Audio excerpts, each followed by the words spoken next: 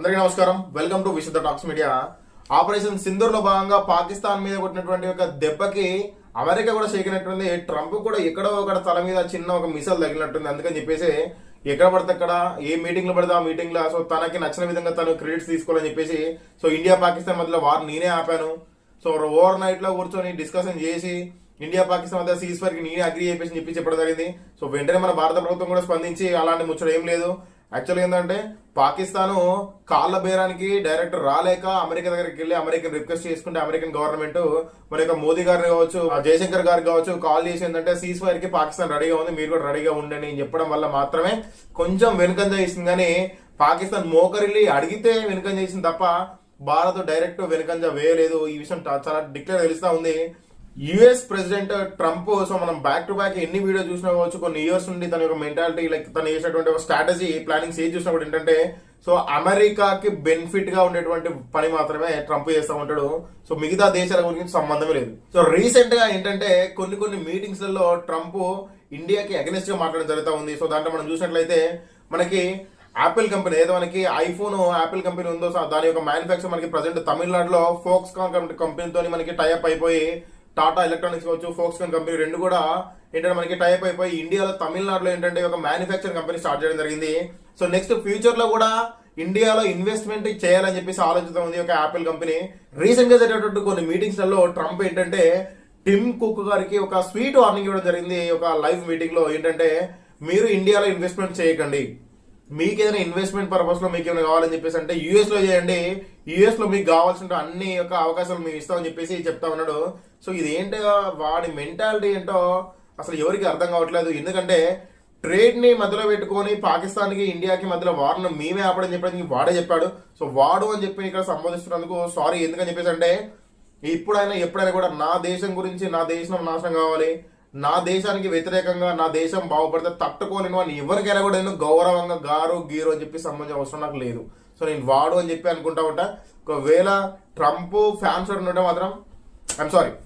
So ఇక్కడ ఏంటంటే common గా ఈ యొక్క ట్రంప్ రీసెంట్ గా మనకి ఏంటంటే టిమ్ గారు కాల్ చేసి ఏదైనా ఇన్వెస్ట్మెంట్ ఉంటే మాత్రం మీరు ఇండియాలో చేయకండి, యుఎస్ లో చేసుకోండి, మీకు ఎటువంటి అవకాశాలు కావాలన్నా కూడా, మీకు ఏమన్నా చాయిస్లు కావాలన్నా, మీకు ఏమన్నా ల్యాండ్స్ కావాలన్నా, మీకు ఏమన్నా ప్రాపర్టీస్ కావాలన్నా, మీకు కావాల్సినటువంటి మ్యానుఫ్యాక్చరింగ్ సంబంధించినటువంటి అన్ని ప్లేసెస్ ని యొక్క మ్యానుఫ్యాక్చర్ సంబంధించినటువంటి అన్ని ఫార్మాలిటీస్ ని కూడా మీకు యుఎస్ఏ కంఫర్టబుల్ గా మీకు చేస్తా అని చెప్పేసి చెప్తా ఉంది. కానీ ఇండియాలో మాత్రం మీరు ఇన్వెస్ట్మెంట్స్ చేయకండి అని చెప్పి చెప్పడం జరుగుతా ఉంది. యాపిల్ కంపెనీ యూఎస్ బ్రాండ్, కాకపోతే ఏంటంటే దాని యొక్క మ్యానుఫ్యాక్చర్ మనకి 60 to 80% కంప్లీట్ గా మనకు చైనా నుంచి తయారైతే ఉంటుంది. ఎందుకంటే చైనా జనాభా ఎక్కువ, అక్కడ ఏంటంటే మనకి ఒక చీప్ లేబర్, మనకి ఏంటంటే తక్కువ కాస్ట్ కి మాత్రమే మనకి ఏంటంటే వర్కర్స్ వస్తా ఉంటారు. హెవీ పబ్లిక్ ఉండడం వల్ల ఏంటంటే మనకి అక్కడ పబ్లిక్ కావచ్చు, అక్కడ మ్యానుఫ్యాక్చర్ టీమ్ కావచ్చు, హ్యూమన్ రిసోర్స్ ఎక్కువ ఉండడం వల్ల మనకి తక్కువ ప్రైస్ కి ఎక్కువ వర్క్ చేసి ఇన్ టైమ్ లో మనకి ఏంటంటే మనకి డెలివరీ ఐటమ్స్ మనకి ఇస్తూ ఉంటారని చెప్పేసి ఈ యొక్క ఆలోచనతో అమెరికా ఏంటంటే ఈ యొక్క యాపిల్ కంపెనీ ఏంటంటే మనకి మ్యానుఫ్యాక్చర్ మొత్తం కూడా మనకి చైనాలో పెట్టడం జరిగింది.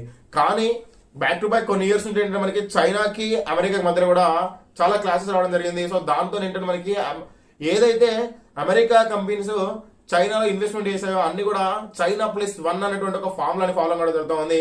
సో దాని మీనింగ్ ఏంటంటే చైనా +1 అని చెప్పేసి అంటే ఏ టైంలో అయినా కూడా ఈ యొక్క తిక్కన కొడుకు ట్రంప్ గాడు మళ్ళీ ఎప్పుడైనా కూడా నెక్స్ట్ చైనా మీద కూడా అటాక్ చేసే అవకాశం ఉంది. సో దానికోసం అని చెప్పేసి ఏంటంటే మనకి దాంతో పాటు చైనాతో పాటు +1 వేరే కంట్రీస్ లలో కూడా ఈ యొక్క బిజినెస్ మ్యానుఫ్యాక్చర్స్ అన్ని కూడా వాళ్ళు ఎక్స్పాండ్ చేసుకోవడం జరిగింది. సో అందులో భాగంగానే యాపిల్ కంపెనీ యొక్క మ్యానుఫ్యాక్చర్ కూడా మనకి ఏంటంటే నెక్స్ట్ 4th ప్లేస్ లో, జీడీపీలో 4th ప్లేస్ లో మనకి ఇండియాలో అన్ని సోర్సెస్ ఉన్నాయి. సో చీప్ లేబర్ కావచ్చు, మనకి మ్యానుఫ్యాక్చర్ కావాల్సినటువంటి ప్లేసెస్ కావచ్చు, బిల్డింగ్స్ కావచ్చు, సో అన్నింటి కూడా మనకి ఏంటంటే ఇండియన్ ప్రభుత్వం మన వాళ్ళకి ఇచ్చి మ్యానుఫ్యాక్చర్ కోసం, డెవలప్మెంట్ కోసం అని చెప్పేసి మనకి ఇక్కడ తమిళనాడులో ఇవ్వడం జరిగింది. సో దాంతో మనకి నెక్స్ట్ ఇండియానే సెలెక్ట్ చేసుకుని ఇండియాలో ప్రజెంట్ ఏంటంటే ఓన్లీ 7 to 8% మ్యానుఫ్యాక్చర్ మాత్రమే యాపిల్ కంపెనీ సంబంధించినటువంటి ఒక ఫోక్స్కో కంపెనీతో ప్లస్ మనకి టాటా ఎలక్ట్రానిక్ కంపెనీతో టైప్ అయిపోయి రెండు కలిసి కూడా మనకి ఏంటంటే ఇక్కడ తమిళనాడులో స్టార్ట్ చేయడం జరిగింది. కానీ ఆ యొక్క పెట్టుబడులు మనకు 8% నుండి 60%, ఆల్మోస్ట్ మనకి 35 నుండి 45 లక్షల కోట్ల బడ్జెట్ మనకి ఏంటంటే ఇక్కడ ఇన్వెస్ట్మెంట్ చేయాలని చెప్పేసి ఒక ప్లానింగ్ లో ఉండే దాన్ని ఆపాలని చెప్పి ఒక ట్రంప్ చూస్తా ఉన్నాడు. సో దాంతో పాటు ఈ మధ్యలో కొన్ని టూర్స్ లలో కొన్ని అయితే మనకి ట్రంప్ కొన్ని దేశాలు తిరగడం జరిగింది. దాంట్లో భాగంగానే దోహా కంపెనీలో మనకి ఏం చెప్పంటే మనకి ట్రంప్ నేను పాకిస్తాన్కి ఇండియాకి మధ్య వార్ని ఆపడానికి నేను ట్రేడ్ మధ్యలో పెట్టేసి వాళ్ళ యొక్క వార్ని ఆపాను, చాలా పెద్ద యొక్క వార్ని ఆపాను, ఈ యొక్క కోట్ల మంది జనాల ప్రాణాలను నేను కాపాడాను. సో దానికి నాకు ఏంటంటే ఇండియా 0 టారిఫ్ తో ఎటువంటి ట్యాక్స్ లేకుండా మాకు ఐటమ్స్ ఇస్తామని చెప్పేసి మనకి భారత ప్రభుత్వం ఒప్పుకుందని చెప్పి చెప్పడం జరుగుతూ ఉంది. కానీ వెంటనే మన యొక్క జయశంకర్ గారు కూడా ఏంటంటే అటువంటి ఒప్పందం ఏం జరగలేదు, అటువంటి టాపిక్ అసలు ఎప్పుడు రాలేదు, జస్ట్ వార్ గురించి మాత్రమే మాట్లాడడం జరిగింది తప్ప ఎప్పుడు కూడా ఈ యొక్క టారిఫ్ గురించి ట్రేడ్ గురించి మాట్లాడని చెప్పేసి క్లియర్ కట్ గా చెప్పడం జరిగింది. And they've offered us a deal where basically they're willing to literally charge us no tariff. Any trade deal has to be mutually beneficial. Any trade deal has to work for both the countries. We're not even a top 30 in India because the tariff is so high, to a point where they have actually told us, I assume you too, Scott, you were working on that also, that there will be no tariff, right? Would you say that's a difference? I think that would be our expectation from the trade deal. And until that is done, I think any judgment on it would be premature. America దాని యొక్క లాభం కోసం ఎంతకైనా దిగజారుతుంది, ఏ పని చేస్తుంది. So అందులో భాగంగా మనకి ఏంటంటే ఒక విషయం గుర్తుపెట్టుకోవచ్చు, ఏదైతే అమెరికాలో జరిగినటువంటి ఉగ్రదాడుల కారణమైనటువంటి ఒసామా బిన్ లాడెన్ పాకిస్తాన్ లో ఉండడం తెలిసి, సో వాళ్ళు ఏంటంటే అమెరికా నుండి పాకిస్తాన్కి వచ్చి ఒసామా బిన్ లాడెన్ ని చంపడం జరిగింది. అమెరికా రికగ్నైజ్డ్ ఉగ్రవాది సిరియా కంటే పొలిటీషియన్ అయినటువంటి యొక్క అహ్మద్ అల్ జరాని యొక్క ట్రంప్ ఏ విధంగా సంబోధించిన ఒకసారి వినండి. How did you find the Syrian president? Right. I think very good. Young, attractive guy, tough guy. You know, strong pass. తను ఏంటంటే very young and attractive political leader అంట. సో ఏదైతే ఈ యొక్క లష్కర్ ఇ తోయిబా టీం కి సంబంధించినటువంటి ఏదైతే మనకి ఈ యొక్క ఒసామా బిన్ లాడెన్ టీం కి సంబంధించినటువంటి ఈ యొక్క ఉగ్రవాది ఏంటంటే young and attractive young political leader అని చెప్పేసి ఈ యొక్క ట్రంప్ చెప్పడం జరుగుతుంది. దీన్ని బట్టి కూడా మనం చెప్పుకోవచ్చు ఏంటంటే మనకి అమెరికా దాని సొంత లాభం కోసం దేనికైనా తెగిస్తుంది, ఏ విధంగా ప్లేట్ పిరాయిస్తుంది. సో మనకి ఏంటంటే పాకిస్తాన్ తో మనకి ఏంటంటే వార్ టు వార్ మనకి యుద్ధం ఉంటుంది, కానీ అమెరికాతో ట్రేడ్ అని చెప్పేసి దొంగతనంగా గుంట నక్కలుగా దాక్కుని యొక్క పనులు చేస్తూ ఉంటది అమెరికా.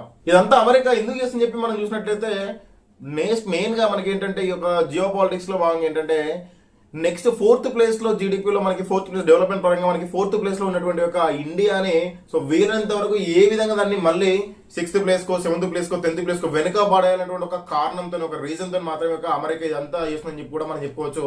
ఎందుకంటే ఒకవేళ కనుక మళ్ళీ ఆపిల్ లాంటి పెద్ద పెద్ద సంస్థలు ఇండియాకి వచ్చి ఇక్కడ పెట్టుబడులు పెట్టి ఇక్కడ ఇండియన్ డెవలప్ చేస్తే నెక్స్ట్ మన యొక్క పొజిషన్ 4th ప్లేస్ నుంచి 3rd ప్లేస్ కో 2nd ప్లేస్ కో వెళ్లే ఛాయిస్ ఉంటుంది.